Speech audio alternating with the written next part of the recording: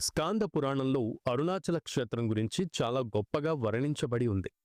సృష్టి రచన చేస్తున్న సమయంలో బ్రహ్మ విష్ణువులకు ఎవరు గొప్ప అనే విషయం పైన మనస్పర్ధలు వచ్చి అది మాటా పెరిగి పెద్ద గొడవగా మారుతుంది. ఇది ఎంతకీ తేలకపోవడంతో ఈ సమస్యను పరిష్కరించటానికి పరమేశ్వరుడు వారి ఇద్దరి మధ్య పెద్ద అగ్నిస్తంభం రూపంలో ఆవిర్భవించి వారితో, మీలో ఎవరైతే ఈ అగ్నిస్తంభం ఆది అంతం కనుగొని వస్తారో వారే గొప్ప అని చెబుతాడు. దీనికి అంగీకరించిన వారిద్దరూ బ్రహ్మ ఆ లింగం యొక్క ఆదిని కనుక్కోవడానికి హంసవాహనమెక్కి పైకి వెళ్లగా, విష్ణుమూర్తి చివరను కనుగొనడానికి వరాహ రూపంలో భూమిని తొలుచుకుంటూ కిందకు వెళ్తాడు.